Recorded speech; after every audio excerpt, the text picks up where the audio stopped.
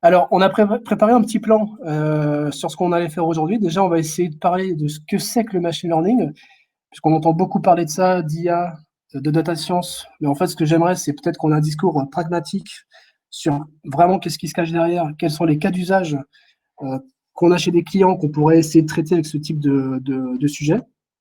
Ensuite, on va parler forcément un tout petit peu de big data, voir les liens qu'il y a entre le machine learning et le big data, et peut-être s'apercevoir que le big data n'est pas forcément un indispensable au machine learning et peut-être chez nos clients aujourd'hui, on pourrait aussi faire des projets pareils. On va parler aussi du cycle de vie d'un projet de machine learning. On va essayer de découper les phases d'un projet. En rapide, je parlerai aussi un peu de ce qu'on est en train de mettre en place chez Next par rapport à ça. Thomas vous fera une petite démo sur un cas d'usage qu'on a un peu en tête. Puis après, on pourra faire un jeu de questions-réponses. Alors déjà, qu'est-ce que c'est que le machine learning? Donc là, ce que je vais essayer de faire je vais essayer de ne pas passer trop de temps dessus parce que je pourrais y passer des heures à en parler, je pense. Thomas, tu me times, tu me dis si je parle trop. Mais le but, c'est de retracer un peu l'histoire, d'où vient le machine learning, et comprendre les raisons qui nous poussent un petit peu au développement de ce type de projet. On va essayer de proposer une définition aussi. On va comprendre un peu de très loin les algorithmes. On ne va pas forcément rentrer dans le détail technique du fonctionnement des algorithmes, mais on va essayer au moins de les classifier selon deux grands critères, à savoir le mode d'apprentissage et puis le type de problème qu'on veut essayer de traiter avec ces algorithmes.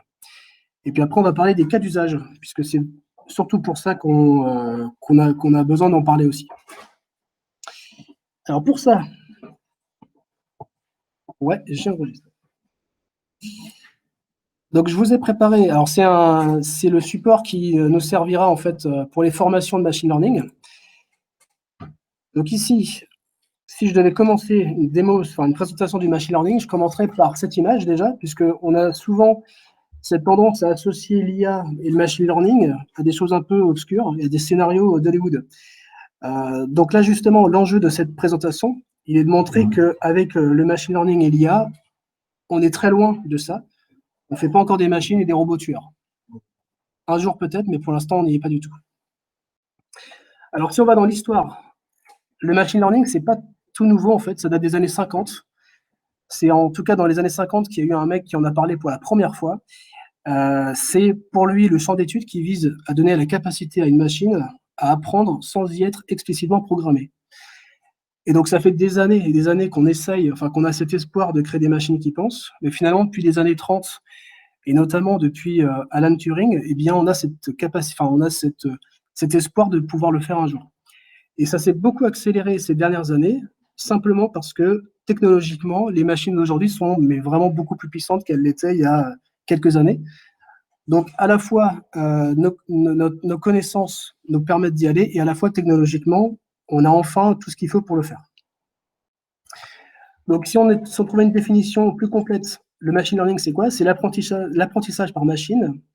Alors, l'apprentissage par machine, pardon, est le processus par lequel une unité fonctionne, améliore ses performances en acquérant de nouvelles connaissances ou compétences, ou en réorganisant les connaissances ou les compétences. Donc, il y a vraiment un côté d'apprentissage, et on vous fera une démonstration tout à l'heure avec Thomas, justement, de comment un algorithme peut apprendre et s'améliorer avec le temps.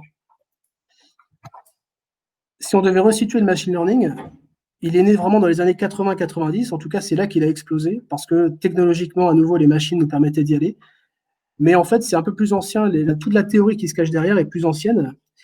Et finalement, le machine learning, c'est un sous-ensemble du domaine plus complet et plus vaste des intelligences artificielles. Et sous le machine learning, on a une branche plus récente, dans les années 2010, qu'on appelle le deep learning. On ne va pas forcément en parler aujourd'hui d'ailleurs, mais on pourra en parler. J'ai un peu dans l'idée de faire peut-être un support de formation un jour sur le deep learning aussi. Donc peut-être qu'on essaiera d'aller vers là tranquillement ensuite. Bon, encore d'autres trucs. Alors, si on devait expliquer, si on devait trouver des exemples, un exemple très simple que tout le monde a, en fait, tout le monde l'a et personne ne se rend compte, c'est notamment le filtre anti-spam. Donc, on a tous des anti-spam sur nos boîtes de messagerie, et l'anti-spam, c'est ni plus ni moins qu'un algorithme de machine learning.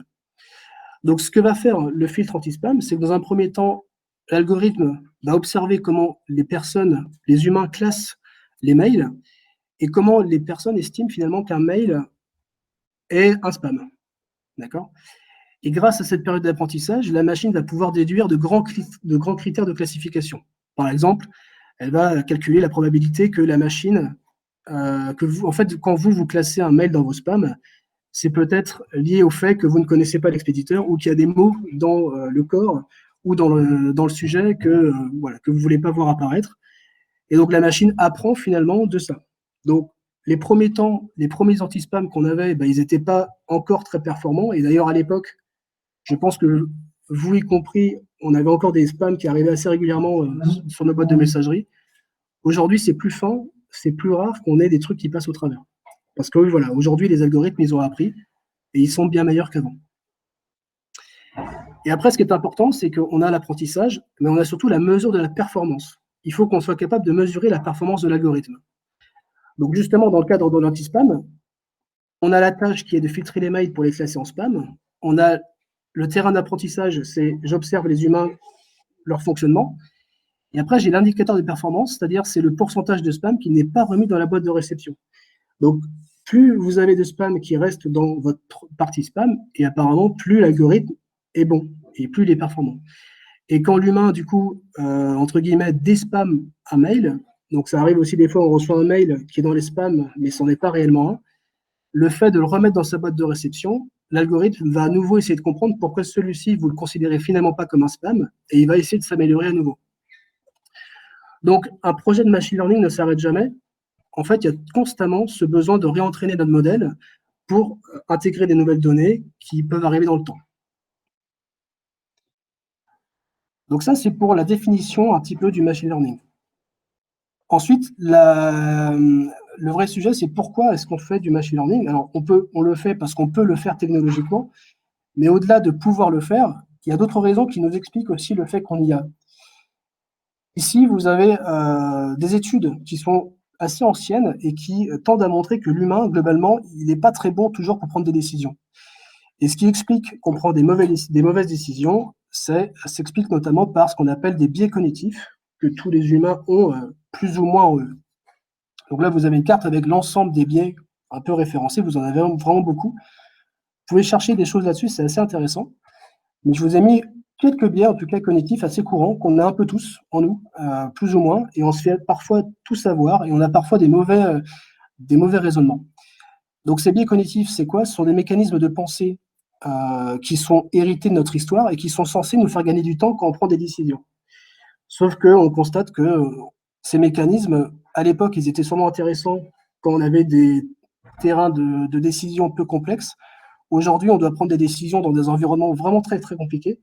Et du coup, ces biais qui étaient censés nous faire gagner du temps à l'époque, aujourd'hui, peuvent nous faire prendre de mauvaises décisions.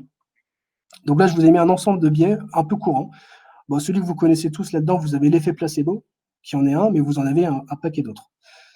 Alors justement, je voulais faire un petit jeu un peu par rapport à ça, et on va reprendre un vieux truc des années 60, ce qu'on appelle la tâche de sélection de Watson. Alors je ne sais pas s'il y en a qui connaissent déjà ce jeu-là, mais c'est en fait un psychologue qui a théorisé ça dans les années 60. Il a imaginé un petit jeu et il a voulu mesurer un petit peu ce que les gens répondraient. Donc là, vous avez en fait un jeu de cartes. Vous avez 4 cartes. Vous avez sur chacune des cartes un chiffre d'un côté et une lettre de l'autre. Donc là, on a 4 cartes, mais on ne sait pas ce qu'il y a derrière ni devant. Vous avez le D, le 7, le 5 et le K. Moi, j'affirme une hypothèse. Mon hypothèse, elle est de dire que si j'ai un D sur une face, alors forcément de l'autre côté, j'ai un 5. Et le jeu, il est très simple. Il est de savoir quelles sont les cartes que vous retourneriez pour vérifier l'hypothèse. Alors, on va essayer de faire un truc. Je vais vous mettre, pour ceux qui sont à distance notamment, je vais vous mettre sur le chat le lien vers un petit formulaire qui vous permet de jouer. Ça va permettre de voir, on prend 5 minutes là pour regarder. Ça permettrait de voir qu'est-ce que vous répondriez à cette question justement. Alors, je vous laisse essayer. Par contre, pour voir les résultats, il faudrait que je sois...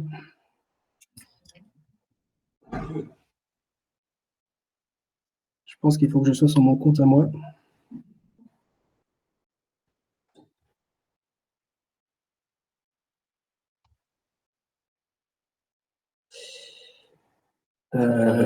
Hop. C'est vrai? Ah ouais, c'est marrant, pourquoi vous ne voyez pas? Ah ouais, mais vous ne voyez pas, vous, sur le truc. Ah, j'ai déjà 7 réponses, moi, sur mon truc. Alors, je ne peux pas vous montrer, c'est dommage, mais j'ai des réponses qui sont arrivées. J'ai 8 réponses là qui sont arrivées. Et en fait, dans la majorité des cas, et c'est pas surprenant, les gens retournent la carte D et la carte 5. D'accord? Donc en fait, je vois qu'il y a en fait beaucoup de couples D5. J'ai l'impression qu'il y a beaucoup de personnes qui ont retourné cette carte-là. Alors les cartes D5, elles sont très intéressantes. La carte D, typiquement, c'est plutôt un bon choix d'essayer de la retourner. Parce que si vous la retournez, en fait, vous vous donnez une chance d'invalider l'hypothèse. Alors si je vous remontre, en fait, ah oui, c'est parce que je suis passé en double écran avec. Donc, en fait, le but ici, enfin, ce qu'il faut comprendre ici, c'est qu'une hypothèse, en fait, elle tend à devenir vraie tant qu'on n'a pas démontré le contraire. Donc ici, la lettre D, vous la retournez, c'est bien, puisque vous vous donnez à nouveau une chance de retour, enfin, de démontrer que c'est pas un 5. Donc si c'est pas un 5, c'est pas une mauvaise nouvelle, ça démontre l'hypothèse, mais c'est pas forcément une mauvaise nouvelle. Ça vous donne en tout cas une décision. Retourner la lettre K, il y en a plusieurs qui l'ont retourné la lettre K, mais finalement elle n'apporte pas grand-chose. Si j'avais, enfin peu importe ce que j'ai derrière, ça va pas me donner ça va ni valider ni invalider mon hypothèse. La carte 5, justement, celle-là elle est intéressante. Vous êtes quasiment les 3/4 à l'avoir retournée, et celle-ci elle n'apporte rien. En fait, ce que j'affirme, c'est que derrière un D, il y a forcément un 5, mais j'ai jamais dit le contraire. Donc si vous retournez le 5 et qu'il n'y a pas un D, ça n'apporte rien. Ça ne vous dit pas que c'est vrai ou que c'est faux.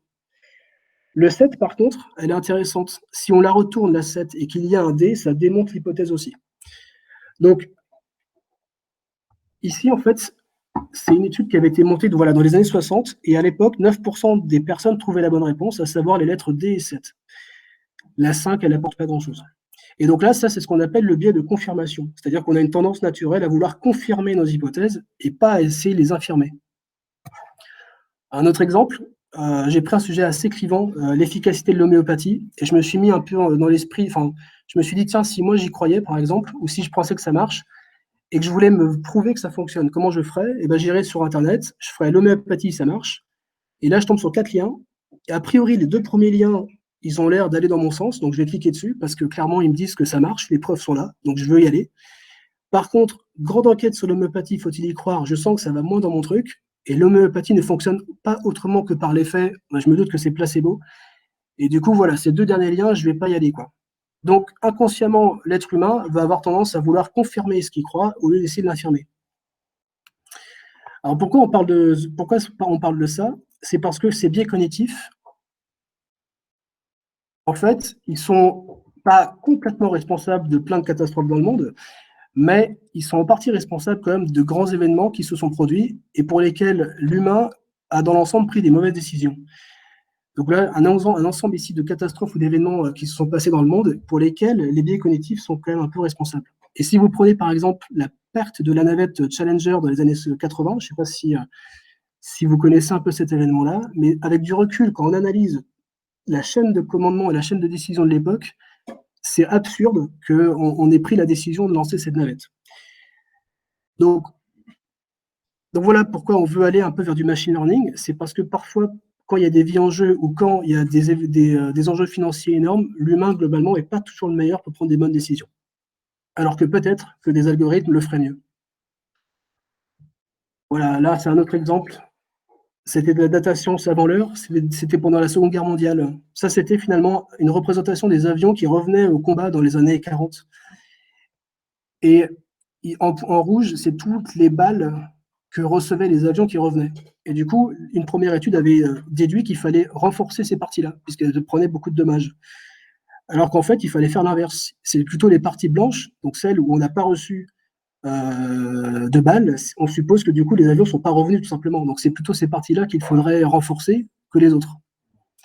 Donc ça, c'est notre tendance naturelle à ne prendre en compte que les événements qui arrivent et pas ceux qui ne se produisent pas. Donc le biais du survivant. Bref, vous en avez un paquet de biais. Si vous trouvez ça intéressant, je vous encourage vraiment à aller faire de la recherche là-dessus. Il y a énormément de choses à en tirer. Et ça peut nous aider déjà, nous, individuellement, à prendre peut-être de meilleures décisions dans notre quotidien. Mais ça nous montre aussi qu'on est faillible, quoi. Et même quand on connaît bien ces biais, on se plante quand même si on les connaît. Donc l'objectif du machine learning, eh bien justement, c'est de créer des programmes qui soient capables d'outrepasser ça pour prendre de meilleures décisions que l'humain. Donc, quelques exemples de cas d'usage pour faire de la classification d'images. Après, le suivant, c'est le taux, ce qu'on appelle le taux d'attrition, ce qu'on appelle parfois le churn. Donc ça, on va en parler justement, c'est la démo que vous fera Thomas. Des cas potentiels de fraude, ça c'est un grand classique du machine learning aussi. Pouvoir faire du prédictif, prédire un chiffre d'affaires, une marge, faire de la maintenance prédictive, analyser les sentiments de commentaires sur des réseaux sociaux, etc. Donc vous avez vraiment un ensemble de cas d'usage potentiels derrière ça. Sachant que petit bémol, les IA et le machine learning n'est pas non plus exempt de biais, parfois ils se plantent. Exemple avec Amazon qui en 2018 avait créé en fait une IA censée aider un peu le travail des RH.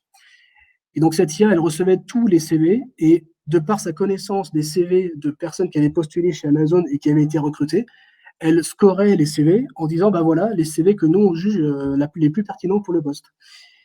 Et parmi l'ensemble des critères que l'IA avait analysés, elle avait pris en compte le sexe. Et donc elle avait remarqué que dans 80% des cas, c'était des hommes qui postulaient. Et donc elle avait fini par penser que c'était parce que les hommes étaient à 80% plus compétents que les femmes. Donc à deux CV totalement équivalents, l'IA, en fait, avait tendance à favoriser l'homme plutôt que la femme. Et puis vous avez Microsoft, celle-là, elle est assez connue, une IA que Microsoft avait mis sur Twitter. Il fallait quand même pas penser que ça allait bien se passer. Elle a été mise sur Twitter, elle s'est fait troller tellement qu'en 24 heures, elle était devenue nazie, misogyne, sexiste, enfin, c'était un peu devenu n'importe quoi. Ça reste des sujets un peu marrants, mais voilà, ça nous montre aussi que dans le travail du machine learning, il peut y avoir des vrais sujets. Enfin, il y a quand même un travail à faire sur la performance, encore une fois. On doit toujours prendre ce temps de mesurer la performance de l'IA et s'assurer qu'elle reste bonne. Alors, les synergies qu'il y a entre le machine learning et le big data. Donc, un petit rappel, déjà, pour fonctionner, donc tous les projets quasiment de machine learning utilisent des fonctions statistiques. Donc, plus les données sont présentes en quantité énorme et représentatives de l'ensemble des données possibles, et plus les algos vont tendre à devenir précis. Donc, la synergie entre le big data et le machine learning est assez évidente. Plus on a stocké de données à un endroit, alors sans remettre la qualité de données, évidemment, et plus les projets qu'il va y avoir derrière, en fait, vont devenir pertinents. Mais pour autant, on pourrait imaginer, pourquoi pas, du machine learning sur des volumétries plus raisonnables, parce qu'en fonction du problème qu'on veut traiter, on n'a pas forcément besoin d'avoir des milliards de lignes. Donc même en BI, où on peut avoir des entrepôts de données vraiment très gros, avec des millions de lignes, ou parfois plus d'ailleurs, et ben pourquoi pas aussi imaginer des cas d'usage machine learning sur de la BI. En tout cas, ici, le but du jeu, il est vraiment de comprendre que le machine learning et la data science, c'est peut-être pas juste pour le big data, quoi. Ça pourrait aussi nous servir chez nos clients aujourd'hui, qui ont des volumétries pas fantastiques, mais déjà suffisantes pour faire ce genre de projet.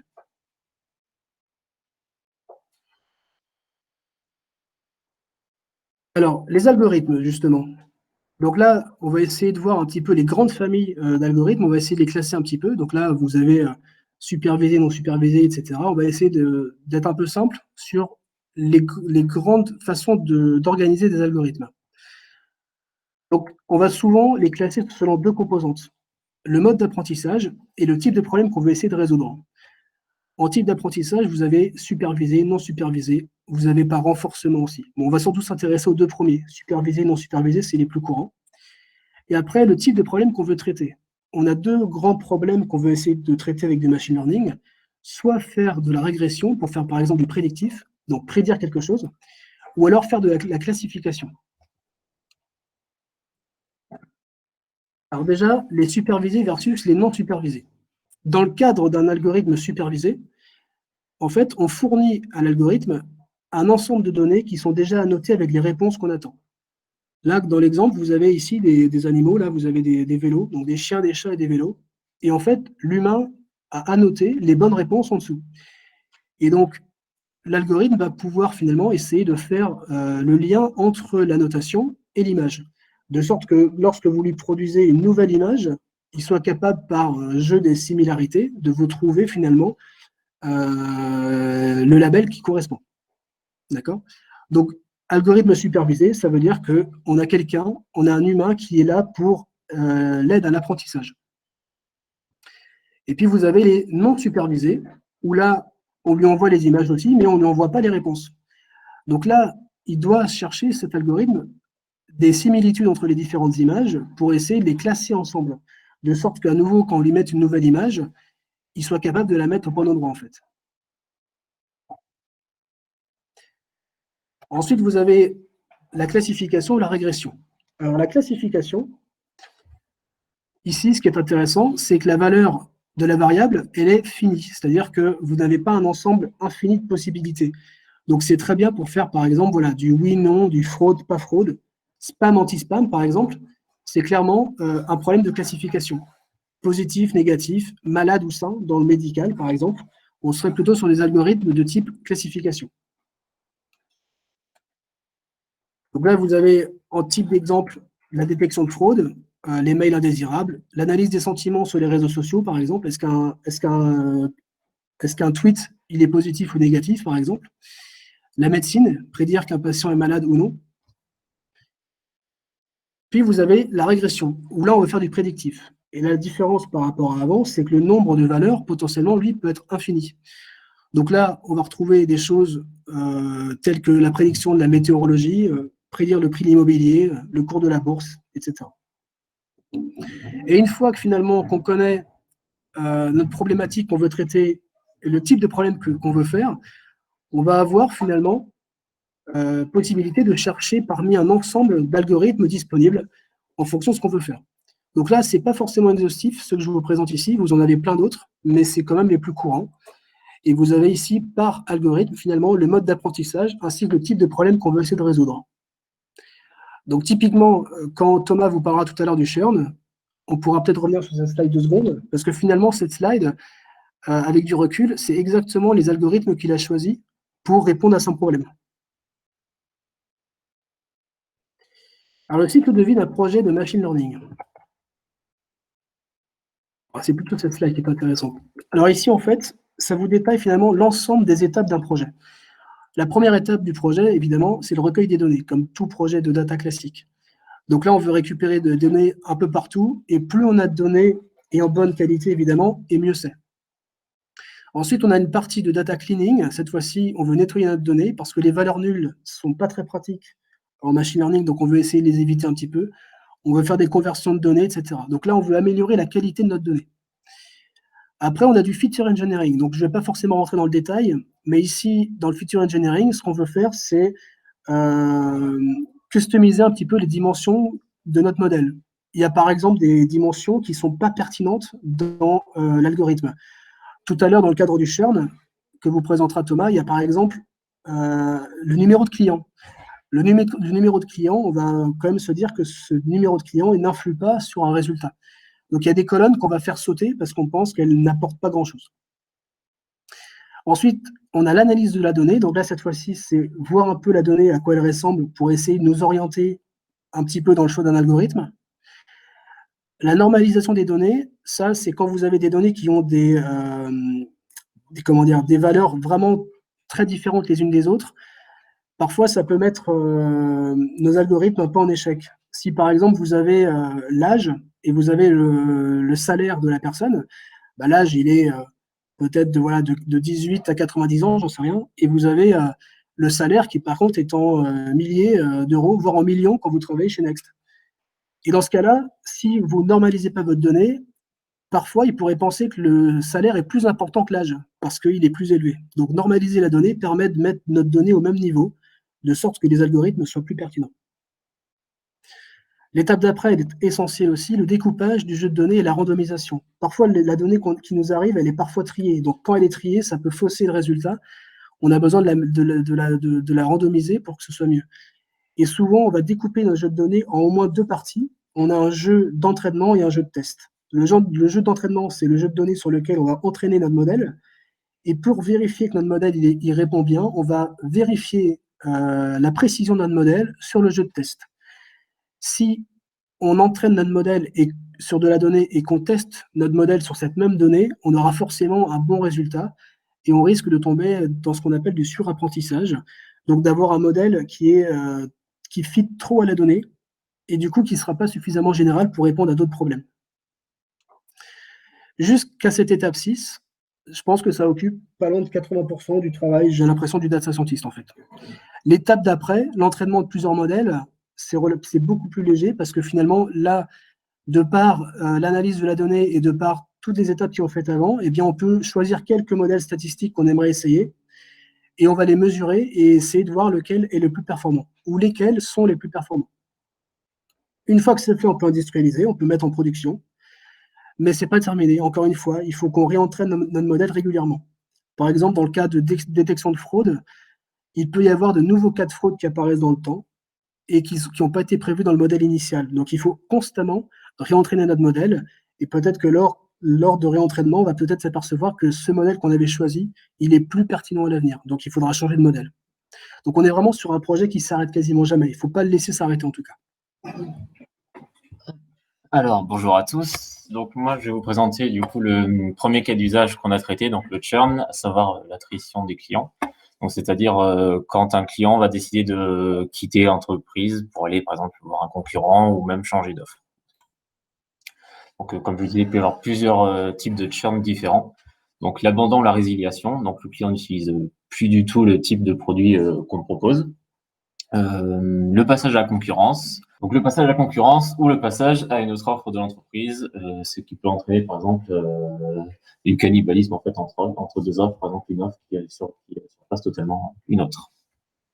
Donc, ce sont des termes qui sont très utilisés du coup dans le domaine de la télécommunication. Donc, ça va être un jeu de données justement qui vient de l'entreprise Telco, qui est une entreprise américaine, je crois. Je ne sais pas si c'est du vrai jeu de données, mais si, c'est un vrai jeu de données. Donc, c'était l'entreprise Telco qui fait de la télécommunication, je crois américain, je suis pas sûr. Donc, voilà. Donc, présentation du jeu de données d'origine.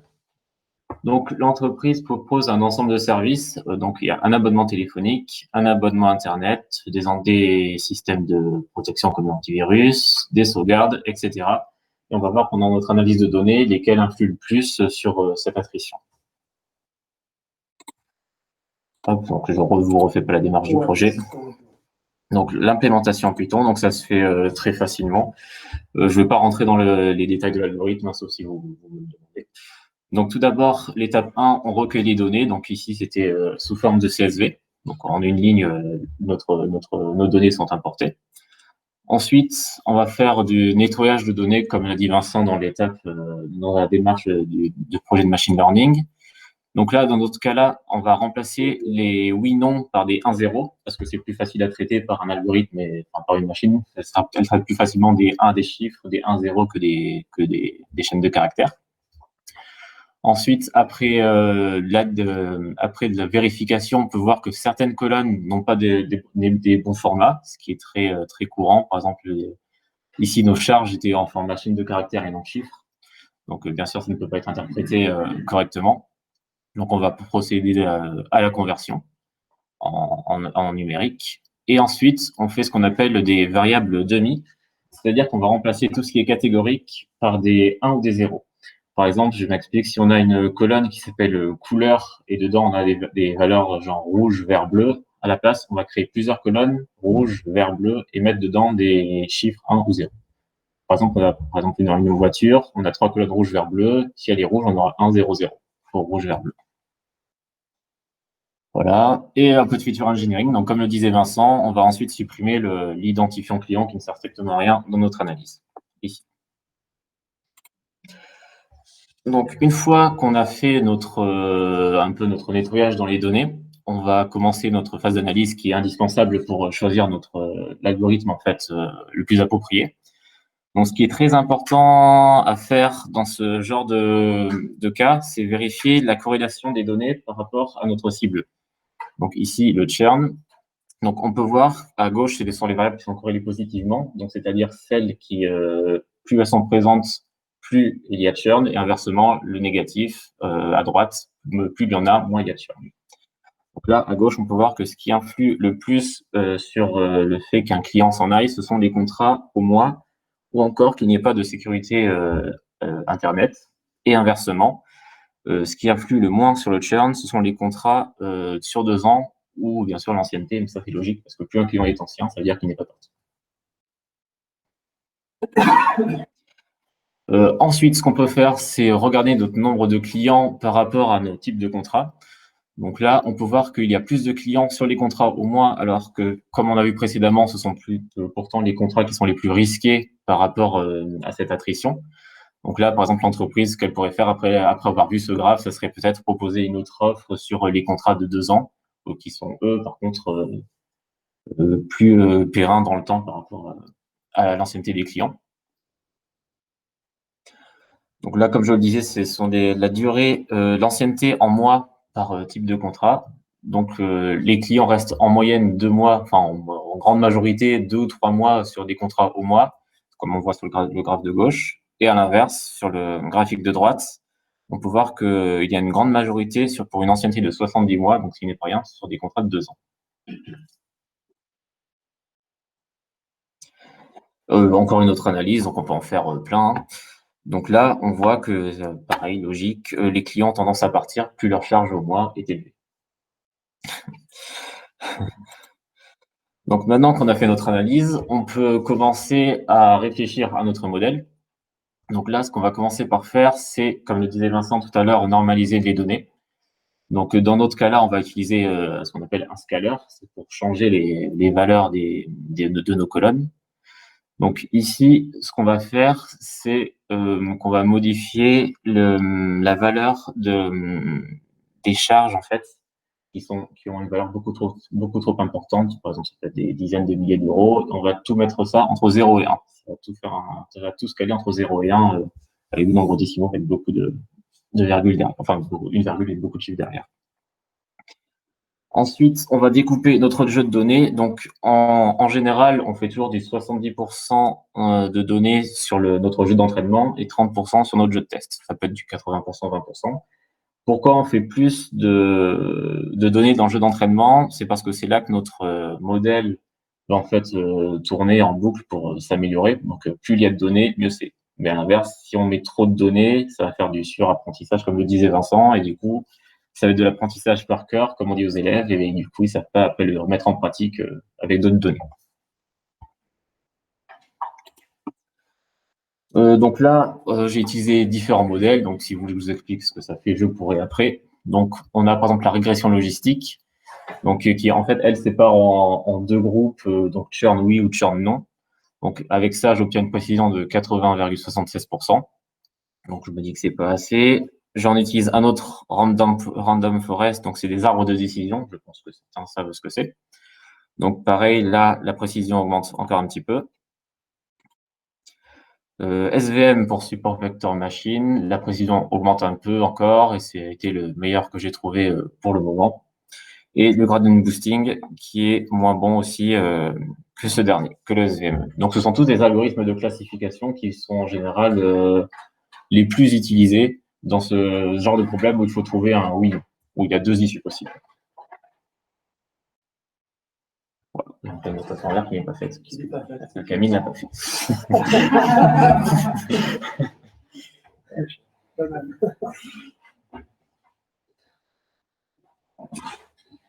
Hop là.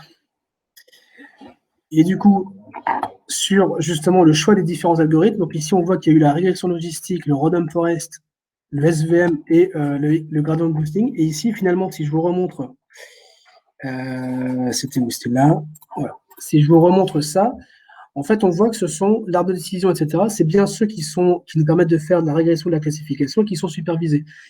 Alors, tu n'avais pas si la régression logistique aussi, qui était aussi là, effectivement. Mais du coup, le fait de savoir à l'avance le type de réponse qu'on attendait, ça a énormément orienté Thomas, effectivement, sur le choix d'un algorithme plutôt qu'un autre. Et ici, vu qu'on avait la donnée déjà d'entraînement, enfin la donnée qu'on avait avec nous, finalement, on pouvait directement passer sur un algorithme de type supervisé.